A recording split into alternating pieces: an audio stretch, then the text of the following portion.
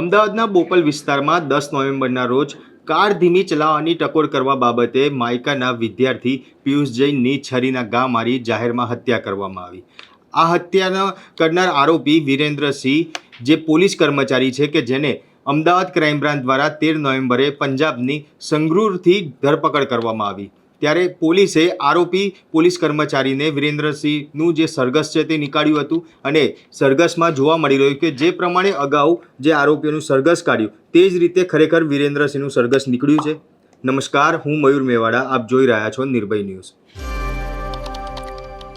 અમદાવાદમાં બોપલમાં કાર ધીમે ચલાવવાની ટકોર કરવા બાબતે માયકાના વિદ્યાર્થી પિયુષ જૈનની જાહેરમાં છરીના ઘા મારી હત્યા કરવામાં આવી.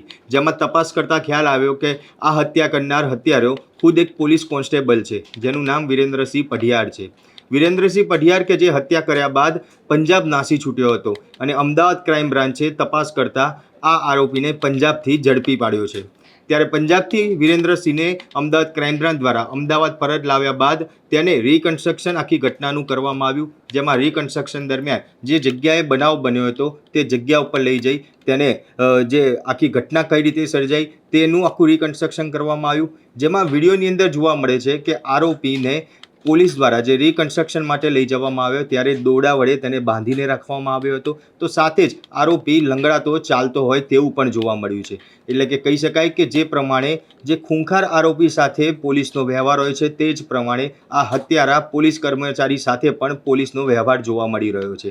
ત્યારે આ આખા ગુનાને કઈ રીતે અંજામ આપ્યો, કઈ જગ્યાએ સૌ પ્રથમ જે ગાડી રોકવા માટેની જે માથાકૂટ થઈ તે જગ્યાથી લઈને જ્યાં હત્યા કરવામાં આવી તે જગ્યા સુધી અને સાથે જ જે જગ્યા ઉપર જે આરોપીએ જે વિદ્યાર્થીનું હત્યા કરી તે હત્યા કરવાના સ્થળથી માત્ર 300 મીટર દૂર જે આરોપીનું ઘર આવેલું છે ત્યાં પણ પોલીસ ગઈ હતી અને આખું રિકન્સ્ટ્રક્શન કરવામાં આવ્યું.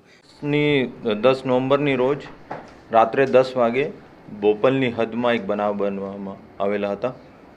એમાં 2 વિદ્યાર્થીઓ બુલેટમાં જવી રહ્યા હતા ત્યારે પાછળથી બ્લેક કલરની ગાડી જોડે એની રકઝક થઈ અને એનો પછી બુલેટનો પીછા કર્યો, રોકવામાં આવ્યો અને ત્યાં ફરીથી રકઝક થઈ અને ત્યાં એ આરોપીએ ચપ્પુનો ઘા માર્યો અને જેના કારણે વિદ્યાર્થીની મોત થઈ.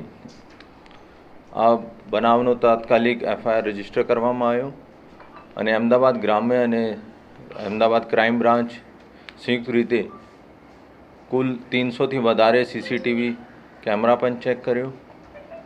તમામ ટોલ ટેક્સ નાકા પણ ચેક કરવામાં આવ્યો અને એવી માહિતી મળી કે એક બ્લેક કલરની ગાડી ઇધર ઉધર ફરે છે અને પછી સ્કેચ બનાવવામાં આવ્યો. હ્યુમન ઇન્ટેલિજન્સ, ટેકનિકલ ઇન્ટેલિજન્સથી મદદથી જાણવા મળ્યો કે આરોપી એક કોઈ ઇનોવા ગાડી લઈને ત્યાં હરિયાણા બાજુ और પંજાબ બાજુ ગયા છે.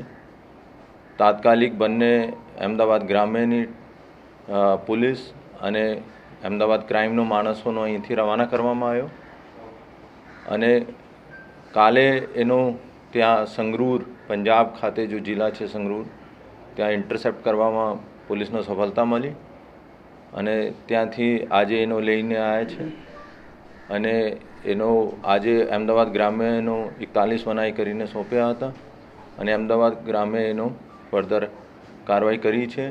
અત્યારે આજે અટક કર્યા છે, કાલે રિમાન્ડ માંગવામાં આવશે અને જો બાકી મુદ્દા છે કે ચપ્પુ ક્યાંથી લાયા, બીજા કોઈ મદદગારીમાં છે કે નહીં, આ બધા તપાસ રિમાન્ડ દરમિયાન કરવામાં આવશે.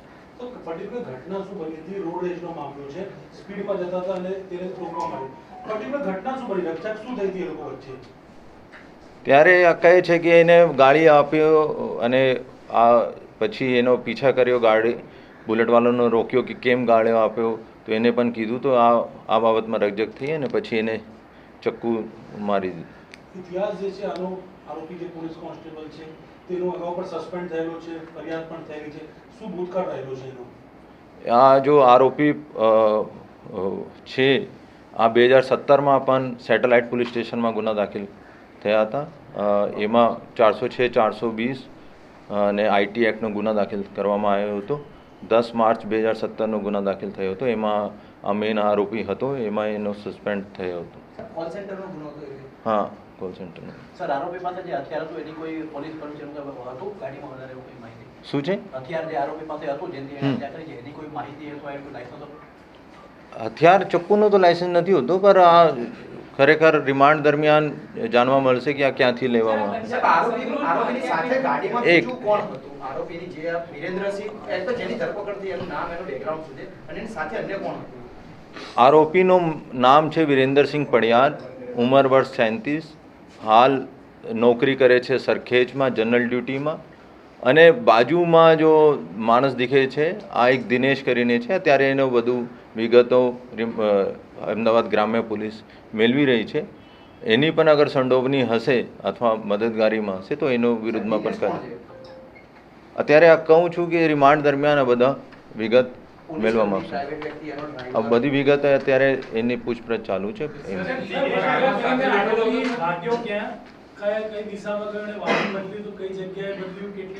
પંજાબમાં ગયેલો સાહેબ. અહીંથી આ ભાઈ ગયો હનુમાનગઢથી મંડી, મંડીથી જલંધર, જલંધરથી લુધિયાના અને લુધિયાનાથી પછી સંગરૂર આવ્યો.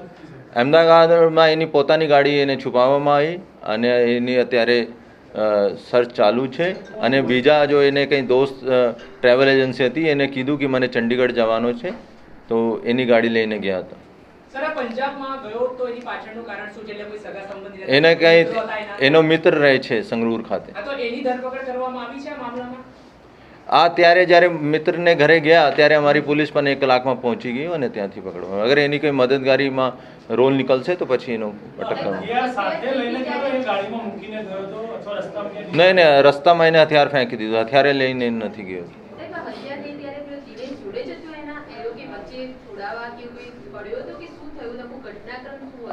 હવે બધું ડિટેલ્સ આ સીસીટીવી ફરીથી ચકાસવામાં આવશે. આજે ત્યાં ક્રાઇમ સીન પર લેકર ગયે છે અને આ બધું ડિટેલ્સ અમારા મુદ્દાઓ છે રિમાન્ડમાં. રિમાન્ડ મળ્યા પછી બધું વિગતવાર એની તપાસ કરવામાં આવશે. ગાડી ચલાવતે વખત જો આ જે આરોપી જે હતો એકલો જ હતો, એને સાથે કોઈ બીજો માણસ ના હતો.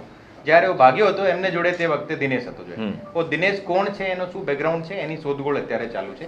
ઓર ઇન્ફોર્મેશન મળે છે તો હું આપને શેર કરીશ. પરંતુ આ ઘટનાથી પોલીસની છબી ખરડાય છે, માની શકો ને. નાગરિકોની રક્ષાની જવાબદારી જે પોલીસની છે એ જ પોલીસ કર્મચારી નાગરિકો આવી રીતે હત્યાનો આમાં એક પોલીસ કર્મીના કારણે આખા ખાતા ઉપર જનરલાઇઝ કરવાનું એ આપણે તમામ નહીં ખાતાઓમાં કહી શકીએ. 1-2 એક્સેપ્શન હોય છે. જનરલ પોલીસ સિટીઝન સેન્ટ્રિક છે અને આપ પણ જાણી શકો છો કે અત્યારે આપ જો છો કે પોલીસનો છે તો પણ એના વિરુદ્ધમાં જે નોર્મલ ગુનેગાર હોય એવા વર્તાવ કરવામાં અને આવે છે. એ અનડિટેક્ટેડ ગુનો હતો, તેમ છતાં પોલીસે ડિટેક્ટ કર્યો અને એમાં પોલીસવાળા હોવા છતાં પોલીસે બિલકુલ વહેલામાં વહેલા તકે એમને આ આરોપીની અટકાયત કરવામાં આવેલી છે અને આગળની કાર્યવાહી ચાલુ છે. સાહેબ, એક મોટો પ્રશ્ન એ હતો કે અજાણ્યા એક- અજાણ્યા વ્યક્તિના પાછળ પોલીસ લાગી હતી માત્ર ચહેરાના આધારે.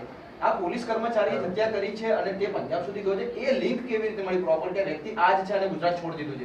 હું આ ડિટેલમાં નહીં બતાવવા માંગુ છું તાકે જ્યારે ફરીથી કોઈ આરોપી એવા ઘટના કરે તો આ ભૂલ ના કરે એના કારણે. જૂના કોઈ હતું જ નહીં અને બ્લેક આ મારા Sketch હતા, આપણા સ્કેચ હતા પર ટેકનિકલ એનાલિસિસ વગેરે બધું છે. અત્યારે એનો મેડિકલ કરવામાં આવે છે અને હોય ત્યારે હોઈ શકે, હું ના નથી પાડતો, પણ અત્યારે મેડિકલને આધારે અમે એનો ફર્ધર રાત્રે એ અહીંથી જતા રહ્યા હતા. સાહેબ, વિરેન્દ્રસિંહ પોલીસ ખાતામાં ક્યારે જોડાયા, કયા કયા પોલીસ સ્ટેશનમાં એની ડિટેલ્સ તો નથી મારી પાસે, પર 2017નો ગુના છે, પછી સસ્પેન્ડ થયા. 2022માં પણ એકવાર સસ્પેન્ડ થયા, 2023માં રીઇન્સ્ટેટ થયા અને 24માં. સર, હત્યાનું કારણ ઈગો પ્રોબ્લેમ કહી શકાય? ઈગો બી કહી શકે, જैसे 1-2 પ્રશ્ન આવ્યા હતા, કદાચ નશામાં હોય યા કુછ હોય. સર, આ ઘટનાને અંજામ આપ્યા પછી પંજાબ જતો હતો તો અમદાવાદના કોઈ પોલીસ કર્મી જોડે એની વાત થઈ, કોઈ સંપર્ક કોઈ નથી? નહીં, એને કોઈ જોડે સંપર્ક નથી કર્યો. એને આપણા ફોન પણ બંધ કરી દીધું હતું. પરિવારને જાણ હતી કે આ નહીં, નહીં, પરિવારનો ફેમિલીનો કોઈ એમને કીધું હતું કે માતા વૈષ્ણો દેવી જવાના છે.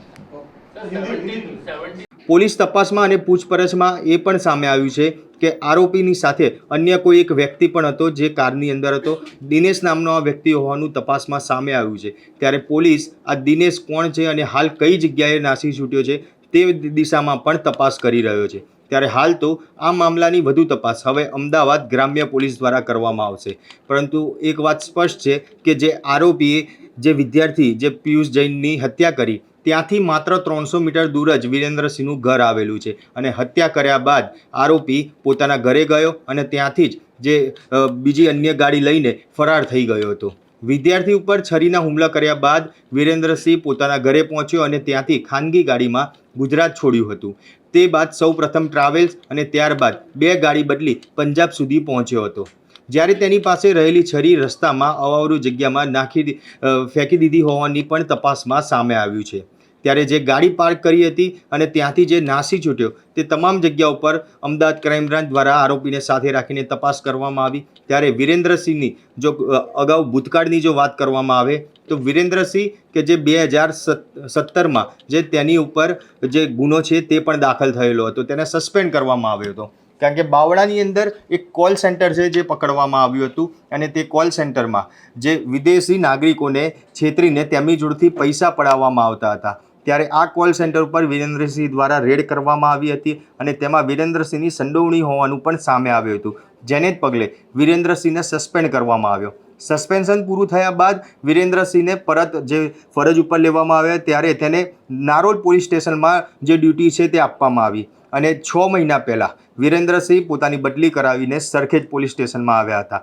ત્યારે 10 નવેમ્બરના રોજ જ્યારે વિરેન્દ્રસિંહ બોપલના જે ફાયર સ્ટેશનવાળા રોડ છે ત્યાંથી પસાર થઈ રહ્યા હતા અને એક સામાન્ય બાબતમાં માત્ર પોતાના ઈગો હટમાં જે આ હત્યા કરી હોય તેવું સ્પષ્ટપણે દેખાઈ રહ્યું છે. અને ત્યારે તેની સાથે દિનેશ તેની સાથે હોવાનું પણ સામે આવ્યું છે અને દિનેશ દ્વારા જ વિરેન્દ્રસિંહને ભગાડવામાં આવ્યો છે. તેને ભગાડવામાં દિનેશની મદદગારી હોવાનું પણ સામે આવ્યું છે. ત્યારે દિનેશને પણ પોલીસ દ્વારા હાલ તો શોધખોળ કરવામાં આવી રહી છે.